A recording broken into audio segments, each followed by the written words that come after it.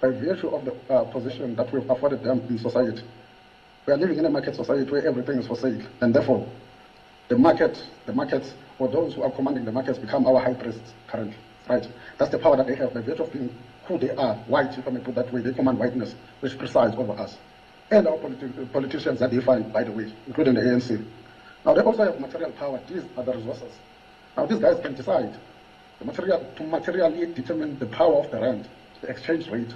It's not me and you who are doing that. It's their own sentiment. That's the power that they are having. What am I supposed to do for the rand to move, or the exchange rate to change between the rand and pound sterling? There's nothing I can do about it. These guys are having that power, right? And we don't. That's the material power that they have, the resources. But again, they're having a discursive power, our media. And I want, earlier on, I think last week, that we should stop referring to the media as the fourth estate. No, it is not, but the mouthpiece of the markets. Right? Now they're having that discursive power, which is highlighting these things and amplifying this message that any coalition with any other party, any ANC coalition with any other party is doomsday, and the markets are going to panic. That's where we are, comrade, where we are living in a market society. Now you ask yourself, then, why would ANC allow itself to be subjected to such? There are two questions to that. Question number one, the ANC is done pushing out those who are left-leaning, far left-leaning, number one, such as the EFF, those who push for nationalization within the ANC. They are done pushing them out. They are done pushing those who spoke about radical economic transformation in the form of the Mahashule. So they are out there. Now, you ought to be asking yourself, now, who is in the current ANC? And I think earlier on, I've given you guys a sneak peek. That is the guys who founded Shanduka, the Ramaphosa's. Ramaphosa was, Shanduka of Ramaphosa was being led by Puchuma Hanyele. What happens when Ramaphosa ascends into presidency? Puchuma Hanyele moves from Shanduka, she goes to where? Naspers, News 24. Ramaphosa is assured that will take one of your own into the news engine of this country, Puchuma Hanyele. Puchuma Hanyele is not at Naspers to add any value. She is planted there because this guy is scared of scrutiny. Now you guys are asking why the media is not talking about Kalapala. No, they're missing the whole point. Number two, we're plunged into load shedding. Go and look who is supplying the diesel to Eskom. Look at what are the interests, what are the BEE deals there. Before Mike Teke comes and tell you here that you guys are not ambitious as young people, as a BEE beneficiary. Now, what is left of the ANC is interest. Just Google Mcebisi Jonas now. Google Mavuso Msimang now, and you will see where are they sitting. They are sitting in the boards of MTN, South 32, Platinum, all these companies. These are the interests that are currently driving the ANC. Whose interests are those? Are the markets. Hence, the ANC is chatting with the DA because everyone who's left-leaning, the people who have voted the MK have spoken in this space because they cannot identify with the character of the ANC or what ANC has become. The people who voted for the EFF or who borrowed, who led their vote to the EFF or the EFF borrowed from their votes. Because of the vacuum within the left, they come back and voted for the MK. Now, who are we to think that the ANC of Ramaphosa will not entertain the DA over Zuma and Malema that the ANC of Ramaphosa is pushed out? Who are we to think that the ANC is having an interest of me and you, who are the downtrodden, disenfranchised, who do not have discursive power, material power, instrumental power? Whereas they push the likes of Mahashule, Zuma, Malema out. If they push those people, who remains? That's the questions that we ought to ponder from. I mean, I'm willing to put my head on the chopping block, and I will come here in this space and say, comrades, I was wrong. But, to close it off, remember this. The end of history, they say, the mankind's ideological evolution and the universalization of Western liberal democracy. Who embraces that? It is the current ANC. Who else? The DA. The policies of redress, DA is not interested, but self-preservation. I mean, the DA has been happy with how things have turned out, more comfortable with the ANC of Ramaphosa. What does that tell you? That Stiana is willing to sit down and speak with the ANC. But they are telling you, not of Paul Mashatile, but of Ramaphosa. Who is Ramaphosa? Again, think rule of measure. During that transition, towards the end of Cold War, when we ushered into this democratic dispensation, is the guy who was chilling with rule of mayor and them. Think around 2011, 2012, when Marikana happened, is the guy who said, when the strikers committed an industrial action, saying we want 13,500. That is nothing. You guys, you know that 13,000 was nothing at the time. But he said the state must commit a concomitant action towards the workers. That is the Ramaphosa that we think, will be left living today. Guys, without saying much, let me land. Maduna, thank you so much. Mr. Kodwa, can you please rise?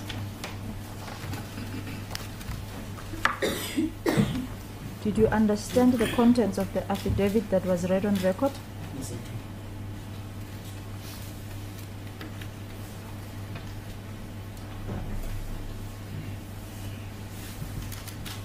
Do you confirm the contents? Yes, I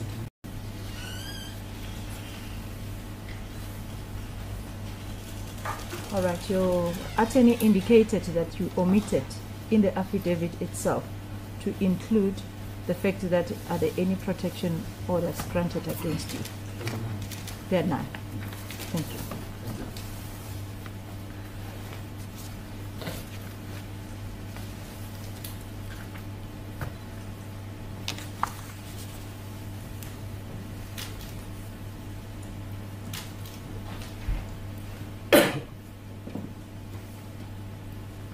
You may be seated. Thank you.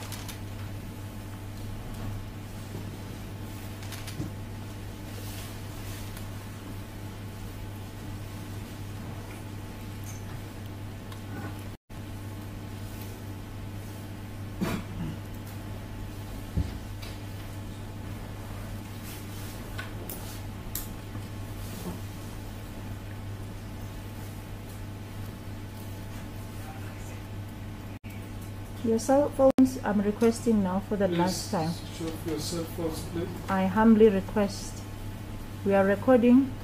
This machine is also on the network like your cell phone.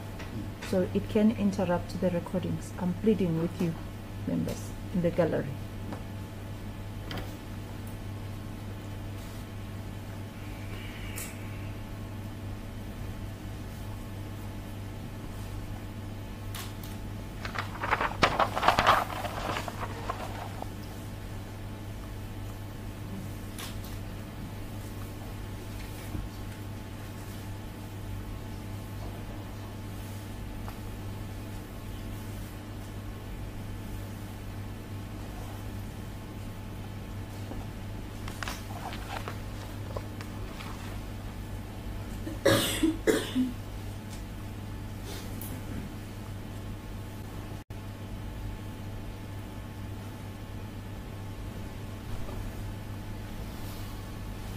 The affidavit of the second applicant is marked Exhibit B, and the case of the second applicant is closed. I'm handing over to you, Counsel, Mr. Kabi. Please, the court, Your Worship. Your Worship, as indicated earlier, the application is unopposed, Your Worship, and I can just indicate that the respondent, Your Worship, will not be calling any witness to testify viva voce and or presenting any affidavit in relation to this. However, will be requesting to address the court from the bar, Your Worship, and with leave of the court, may I kindly be permitted to proceed doing so, All Your right, Worship. let me just close your case first so that you can address when you're submitting your closing address. I'll permit you to do so. Please, the court, Your Worship. So I'm closing your case now. No evidence orally or documentary by means of an affidavit. Your Worship, indeed, suffice to say that I can confirm that, firstly, in respect of the first applicant, there are no previous convictions, Your Worship, or any pending matter. Secondly, his personal particulars have been confirmed. That is his place of residence, Your Worship. Okay. Can I just allow that when you do the closing address, as long as there's no any other evidence to be laid? As please the court, Your Worship. All right. So I'm closing the respondent's case. As please the court.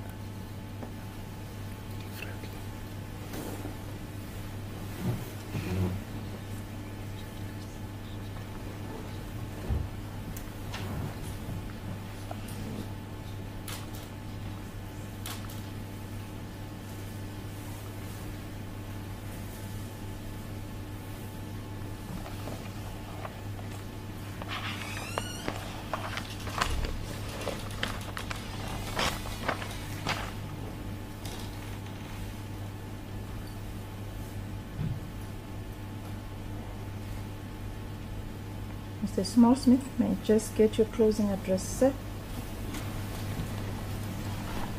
I'll ask the applicants to rise.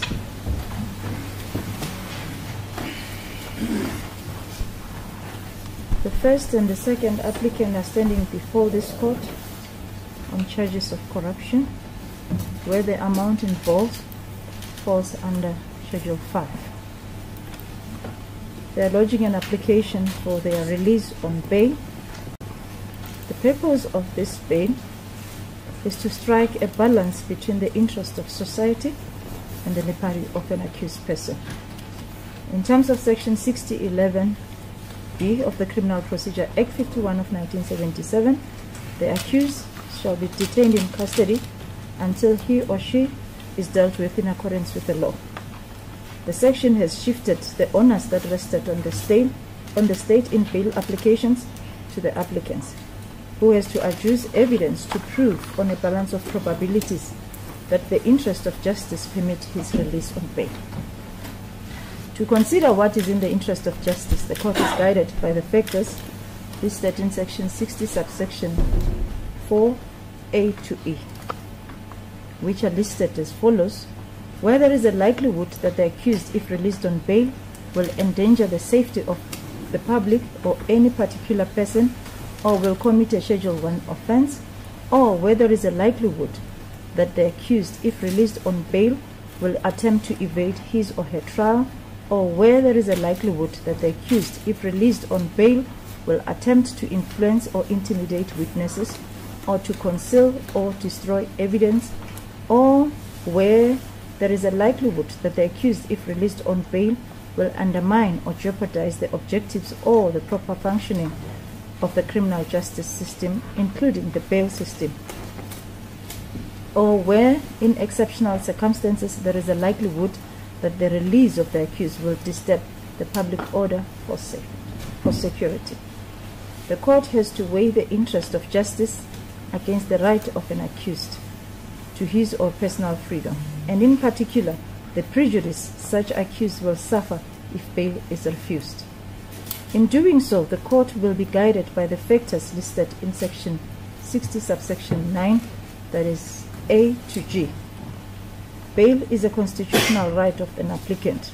Section 35, subsection 1F of the Constitution provides that everyone who is arrested for allegedly committing an offense has the right to be released from detention if interest of justice permit, subject to reasonable conditions. In the matter of S versus Atchison, 1991, Volume 2, SACR, page 805, and cited with approval in Nell and others versus S, 2018, Volume 1, SACR, page 76 to J.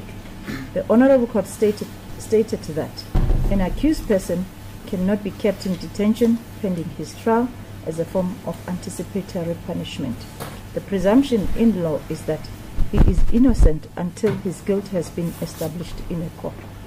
The court will therefore ordinarily grant bail to an accused person unless this is likely to prejudice the ends of justice. The unreported case number A82 of 2013 of S versus Nkuna from Gauteng, North Pretoria, delivered on the 22nd of February 2013, states that a court hearing a bail application should ensure that the strength of the state case and the probability of the conviction, when considered, does not displace the central, namely whether the interest of justice permit release on bail. In Matebula's case, it was stated that the strength of the state case should not displace the central question in any bail application, which is whether or not the interest of justice permit the release of an accused. Now the court will come and deal with the evidence presented. I would say that the Act, the Section 6011B, requires that evidence be presented, and it was done so in this matter, where Exhibit A and Exhibit B were considered as evidence and were presented by the applicants. The state did not lead either oral evidence or present documentary evidence in the form of an affidavit. So there was no evidence tendered by the state. However, they addressed court from sidebar, where they addressed the court on their on how they feel that the applicants should be granted bail, and also on the merits of the case. So the court will say that I'm not going to repeat the personal information that has been given to this court covered by Exhibit A and Exhibit B, but the court will state that, yes, it is in the interest of justice. There is no factor that is stated in Section 60, subsection 4 to subsection E that is present in this matter that this court should deny bail. Furthermore, the state is not also opposing this application. And the applicants that are standing before me are figures that are known to the public. That states on its own that they are not flight risk. So on that strength, I will say that the applicants managed to prove on a balance of probabilities that they are candidates for bail, and bail is granted by this court. Now I'll come to the second leg, which is an amount. I'm going to interfere with that one because I see there's disparity coming relating to the amounts. I'm one of the presiding officer. I know that one of the issues that the court should consider is the means of the applicant if you can pay that amount of bail. And this court is of the opinion that the second applicant, if this court can increase the bail to an amount of 30,000, the accused, it will not tantamount accused number 2 of this court of refusing you to be released on bail. Now, the court will make sure that the bail is of the same amount and it's granted in respect of applicant number 1 and number 2, and fixed in an amount as prayed for by applicant number 1 in the amount of 30,000, as well as in respect of applicant number 2, it's fixed an amount of 30,000. Now I'm coming to the condition. The first condition is that first and second applicant make sure that you attend court on every date, time and venue that this matter is postponed to until it's finalized. Remain in attendance until your name is called. If you fail to do so, warrant of arrest will be authorized immediately against you. The bail will be cancelled. Bail money will be forfeited to the state. Secondly, failure to attend court, it is a criminal offense on its own. So if convicted for that, it will be a term of imprisonment or a fine as a sentence. The second aspect I'm going to request is that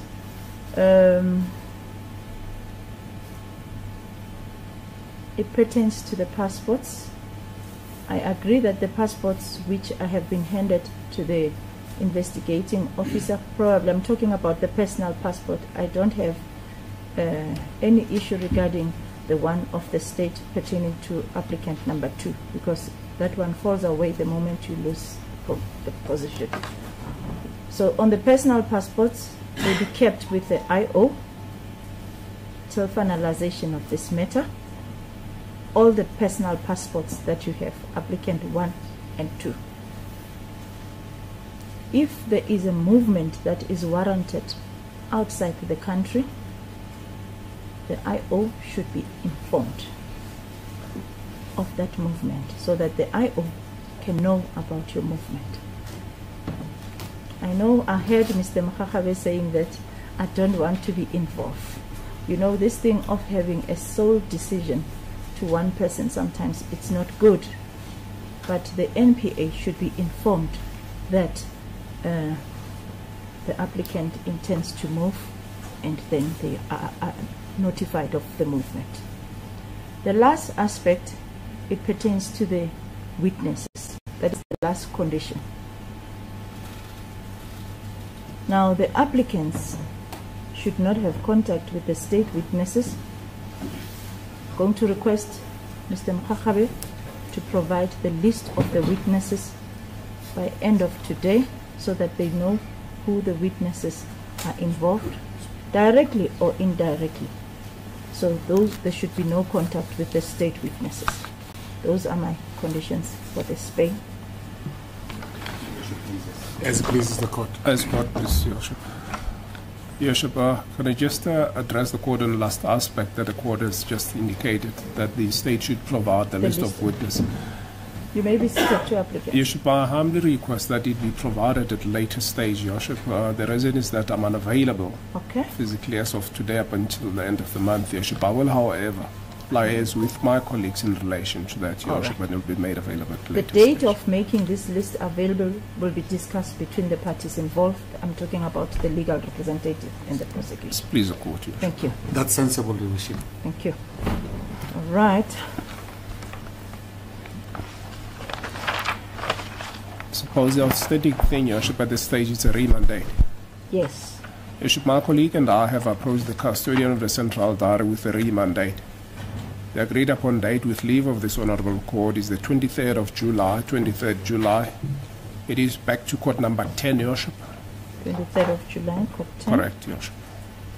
And the reason for the remand, in the light of the fact that copies of the docket will be provided to the defence after this remand, it is for consultation and instructions, Your Worship. And I suppose both my colleague will then confirm and address the court in respect to the date, Your Worship. As please the court. Thank you, sir.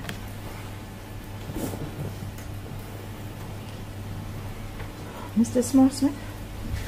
Your Worship, we've agreed to that date in advance, and we will collect the copies of the docket now, and hopefully on that day, if all the pre-trial issues have been finalized, we'll be able to postpone for trial, Your Worship. Thank you. Your Worship, I confirm the suitability of the date. I also confirm that my learned friend on behalf of the state has indicated that the investigating officer is in a state of readiness to give us hard copies of the docket today. And on that basis, between now and the next date, we should... Ungqongqoshe wezemidlalo ubuciko namasiko uZizi Kodwa uvele enkantolo yase Palm Ridge ngecala lokufumbathiswa u1.6 million